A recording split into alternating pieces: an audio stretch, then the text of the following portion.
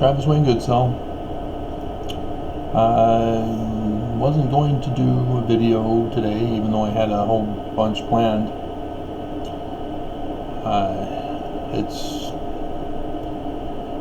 too late. We're in Armageddon, whether you want to call it that or not. As a newly married person,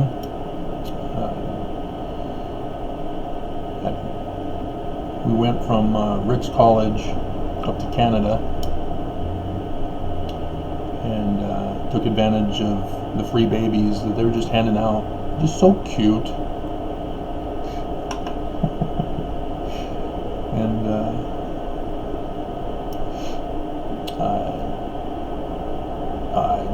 it wasn't quite a job, but the town gave death pay. That's what we called it. It's for the family when you die. And I was a firefighter. I was a volunteer because it was just a small town. And it was an on-call situation. But there were quite a number of calls that made it almost a job. Pretty good job up in Canada, especially when you're getting free babies and free health care. They even pay you for being poor and pay you for having babies. And I think that was great. Then you say, well, how do you pay for it? And that's what we're going to be talking about today. We're too dependent on a monetary system to run our society, run our lives. We need to wean us off that dependence. And unfortunately, nobody knows how. It's not complicated. It's very simple. It's been in the Bible. I was taught it as a Boy Scout. Be prepared. As a firefighter, we'd have scanners, radio scanners that would go off, sound an alarm, and that's when a call came from the firehouse. And we understood the urgency of a fire call. If it were a car accident, not as quick, depending on whether a person's injured and needs to be taken to the hospital. We had an EMT for that. But for fires, fires are intense. When you get a fire call, every second counts. If you hesitate, you risk further damage to the structure. And as a firefighter, I got to be my requested position as hoser. That's a Canadian thing.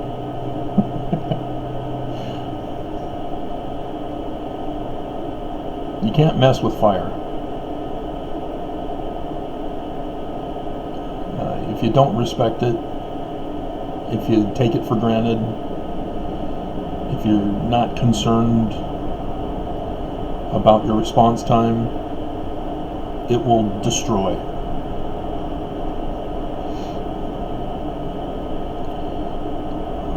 That's why our response time was the best in all Canada. Under 2 minutes response time. We had to be told by the town council to slow down on the way to the fire department. But once we made it to the fire department, we're untouchable. We can pretty much ram cars, destroy property, whatever it takes, as long as our sirens are running. But yeah, we had one incident of an elderly lady who did not understand that, and she thought she could just keep on driving down the road while we needed to take a left, and so we cut her off, and she called the Mounties, and the Mounties scared her into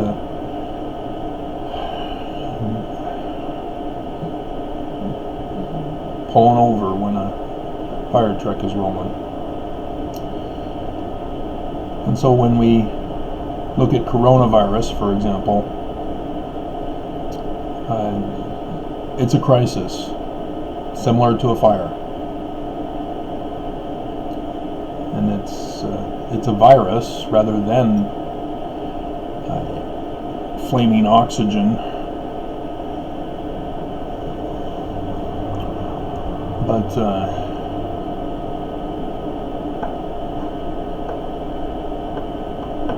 carbon, but it feeds off of oxygen. But our response time to this has been very poor, and it didn't help that our executive imperious leader made sure that it got to America and spread through America, and then is doing nothing. He's doing all talk, but no action.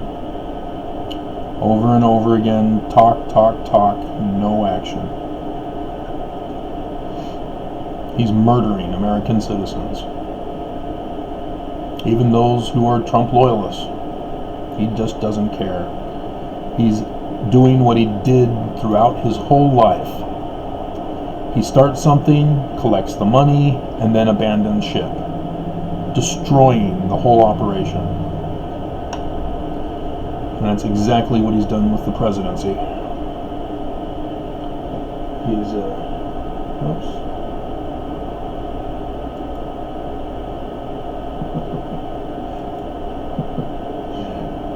Uh-oh. Alrighty.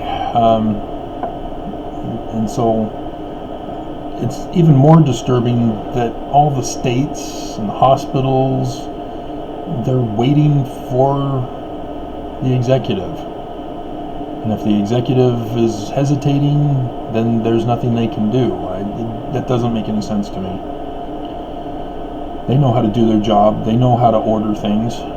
Just do it. This is a crisis situation. There's no time for fooling around. Every second causes destruction. And because we've wasted so much time, so many weeks, it's out of control now. We may not see it yet, but it's out of control. Closing down cities, it's too late.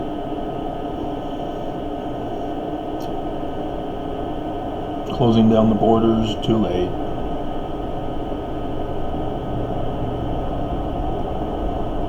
And they just don't think. How do we take care of people? You know, we tell them to stay at home. We fire them from their jobs. We prevent them from having access to money because we're all dependent on money, so that we can't buy necessary survival items.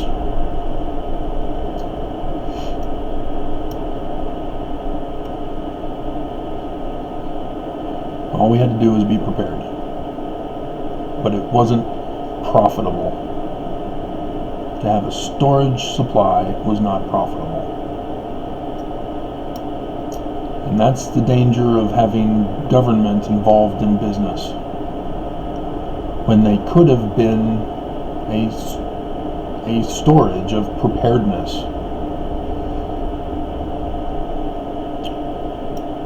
You know, if businesses don't want to store up stuff, okay, but Look at all the grocery stores that are missing out on money. People need to eat. So by not providing us with food, they don't get money. And so when this crisis hit, the grocery stores are losing money. They're selling out, but they're losing money. Because if they had a supply to replenish to keep the shelves stocked, they would be making a ton of money. But instead, they weren't prepared.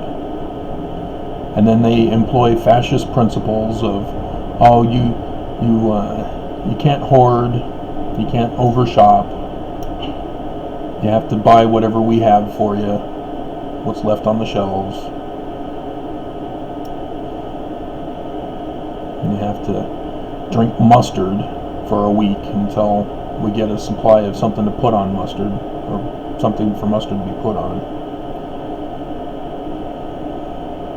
It's just the stupidity of the whole thing. Just plain ignorance. They just don't even care. They were all thinking about money, making money, that they forgot how to do their job. And now all businesses are suffering.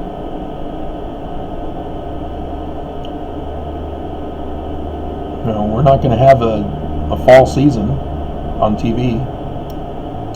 Nobody's working. And nobody will be working. So there won't be any new seasons of any of our favorite stuff. Won't be new movies. We'll eventually see the new James Bond. They just should skip the theaters and put it right to DVD. But even those, that's the thing nobody's thinking of. When people are trapped without money, and everybody's applying for welfare now, Social Security, that's less than minimum wage in the state of Utah. I don't know what it's like in other states. I'm assuming it's similar. But our Nazi governors have purposely done it, calling it a deterrent to keep people from staying on welfare. They want them to go out and get a job. And so they violate our rights to property, life, liberty. Because when you're poor, you're a slave to the system, the economic system. And that's the danger of fascism. They just don't care about our rights. It's all about control. And if you don't conform and comply, they punish you and they torture you.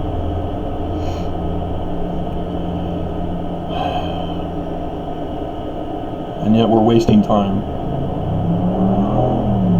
Each second on this video, as our government refuses to do their job, people are suffering.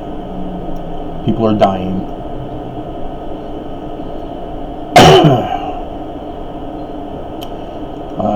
In ancient Egypt, the Pharaoh was the King of Kings, the Lord of Lords, the great high priest, the theocratic leader. And he had tributaries called nomes, if I'm pronouncing that right. And there were kings over each of those areas. And the land of Egypt during the 18th dynasty expanded to its greatest expanse, going all the way down into Ethiopia, all the way up to the Euphrates, fulfilling the biblical prophecy that no Jew wants to admit, which I don't understand. They want Jews want King David to be found as King of Jerusalem in Israel, as the King of Kings, Lord of Lords.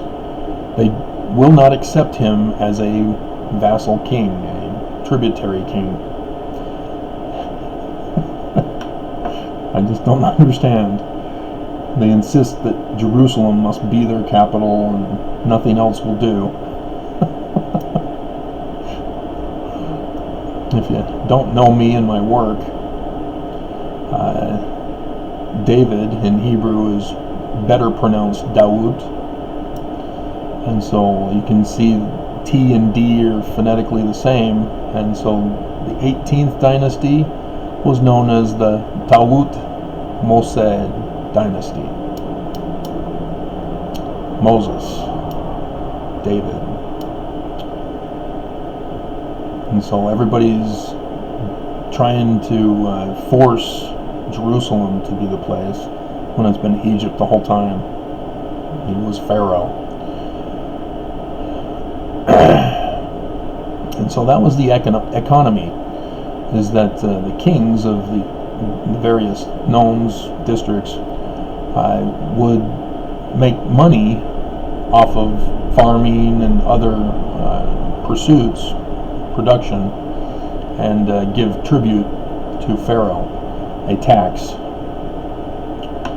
to Pharaoh, so that Pharaoh can live and keep the palace and the courts and temples running. There was the Amun priesthood during the 18th dynasty. Yes, Amun Mormons. Everybody spells it differently, but Ahman also works. And you should know what I'm talking about. And if you don't, shame on you. You claim to love the scriptures and you don't even study them. But they also were taken care of by donations to the temple. Even the sacrifices, they got to have part of it. And that was how things ran. And so when there's a famine, everybody suffered. But the various districts still had to pay tribute so that Pharaoh doesn't suffer.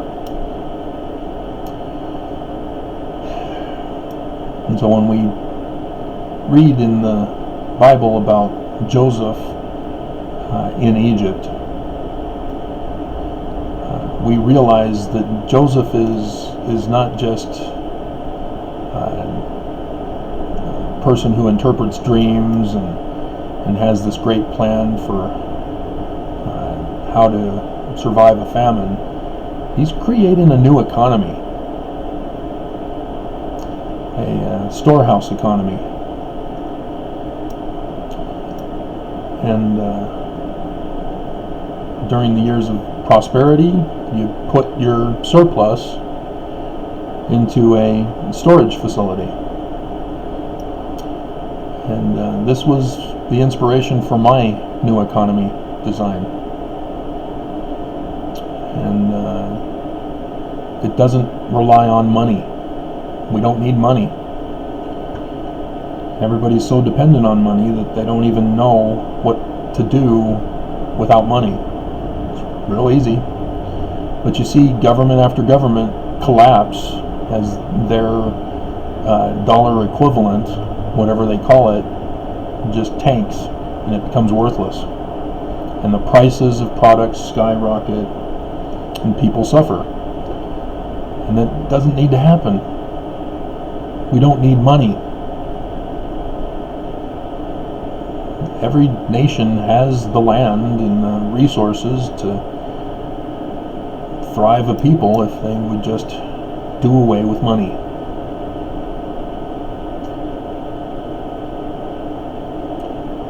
And in our time of crisis,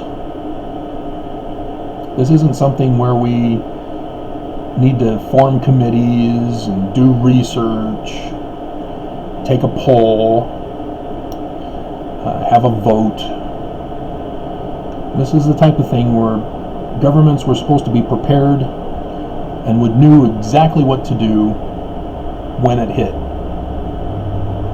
Not even Utah was prepared. They had to start. It was their first time. And yet, look at how long they're hesitating.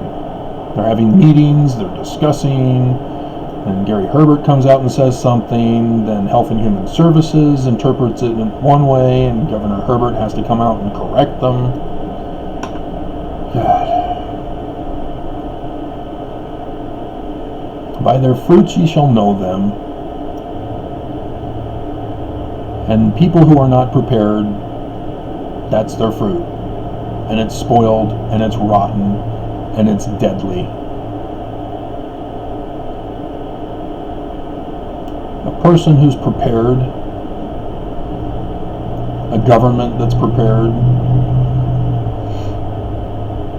that's good fruit. Because they're not worried about profit and prospering their company. They're thinking of the big picture. They're thinking of human life. And so when we get to the church,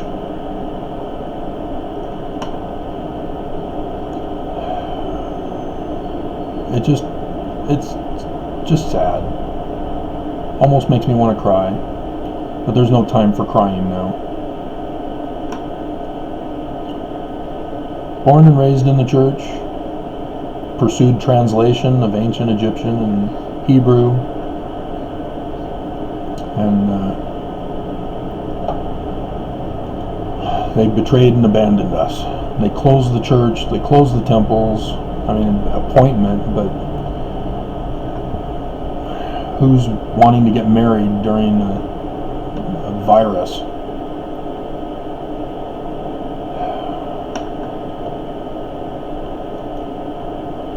I've been meaning to check the church news, but haven't gotten around to it. I was told that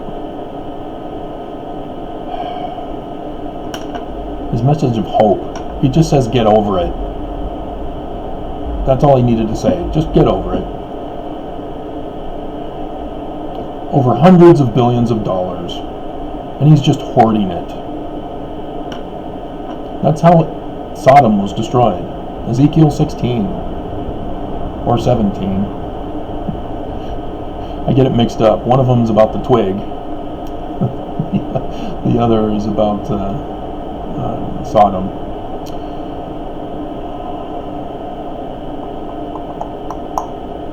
Updates on how COVID-19 is impacting saints. Is that the one I want?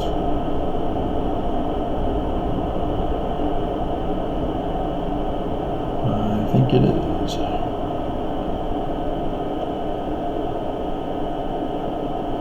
God, let me put his message in there. Let's see, General Conference. Updated on the 19th.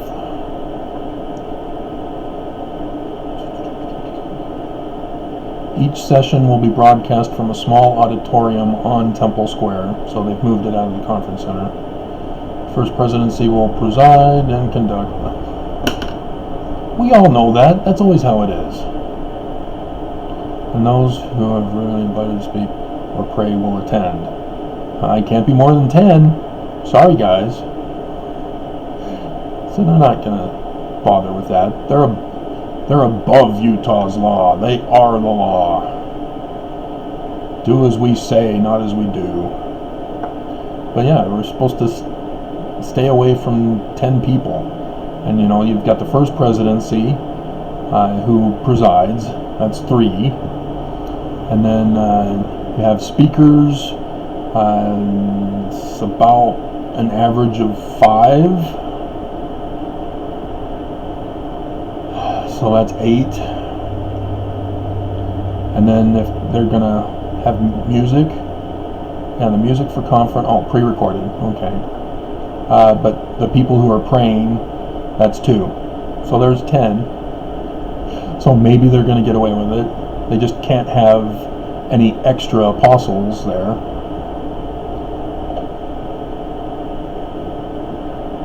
Members will not gather at Conference Center in Salt Lake City. And so, yeah, people have to watch it on YouTube or on the website.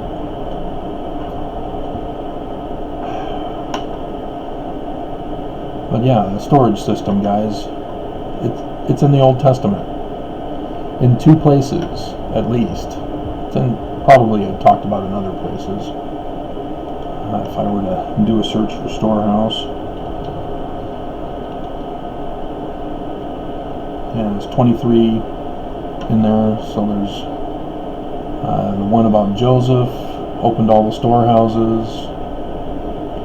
Lord consumed the command. The Lord shall command the blessing upon thee in thy storehouses in Deuteronomy. This is the Jubilee year for the unto us a child is born. And nobody seems to catch on. Son of man, unto us a child is born, Son of man. And then when do we know he's coming? Was it during the times of the Romans? No. Why? Because Revelation chapter 12, verse 1. John gives us the date. He doesn't do it through the Roman calendar. He does it with the astronomical calendar. He tells us of a sign to look for. And so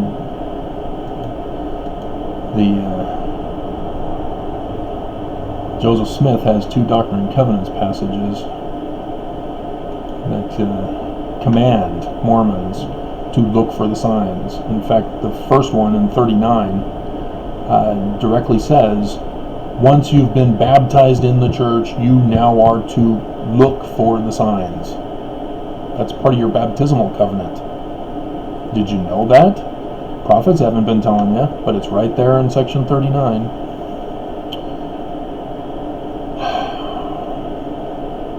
Will a man rob God? See, this is how they've messed up this passage. Yet ye have robbed me, but ye say, wherein have we robbed thee? In tithes and offerings. Ye are cursed with a curse, for ye have robbed me, even this whole nation. Bring ye all the tithes into the storehouse. Not the offerings, such as fast offerings. You know, they do a little bait and switch. You know, they read this, they've been reading this to us for the last several years during tithing settlement.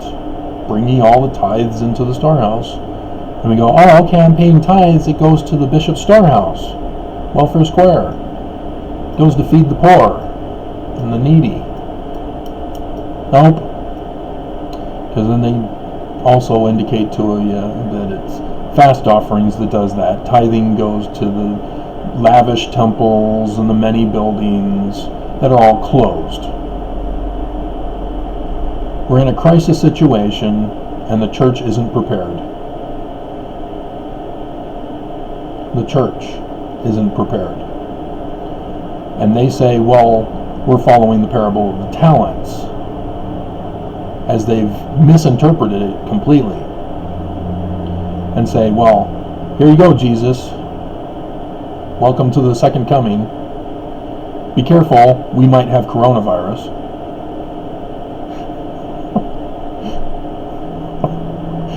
That might be my title.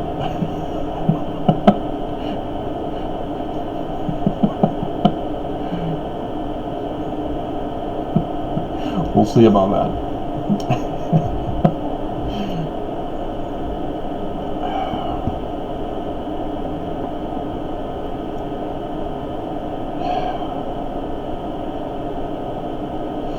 People just Mormons have just completely missed this.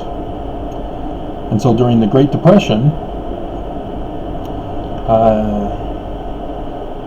which one was it? Was it Heber J. Grant?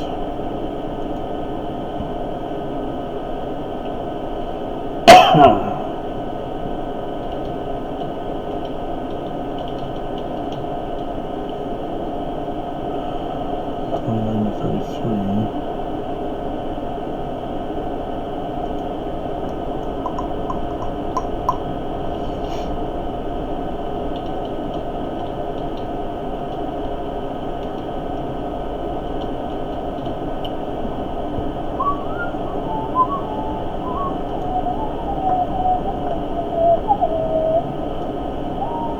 I'm pretty sure it is. Oh, yeah. Yeah. 1918 to 1945 was Heber J. Grant. So he was there for World War II. And he was supporting the Nazis, in case Mormons were wondering.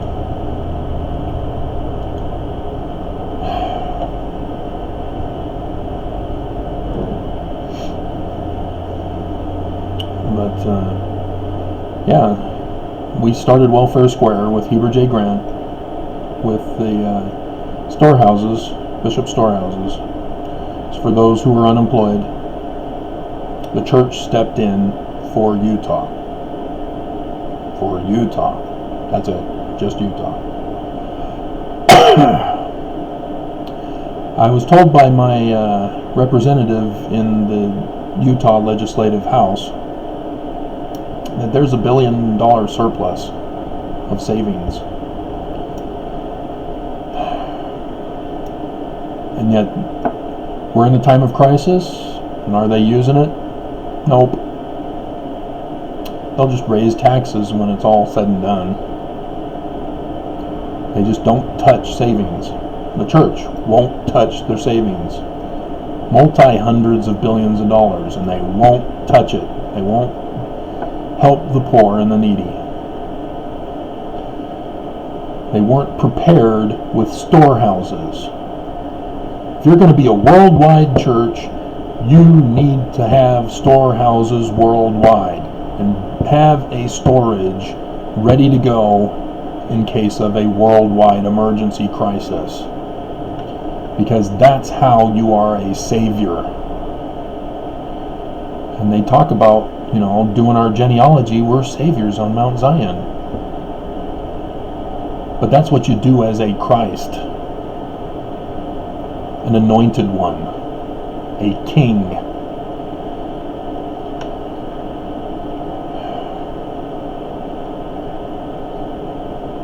And so you see how I tied it together?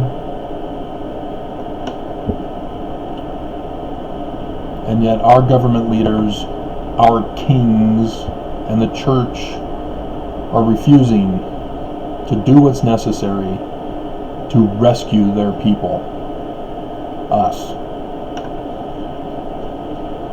They weren't prepared, and now we're dying. By their fruits ye shall know them.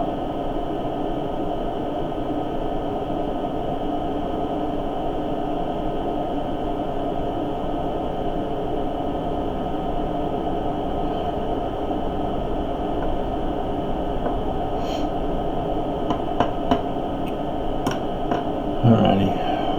I could go on and on, but I'm 33 to 3.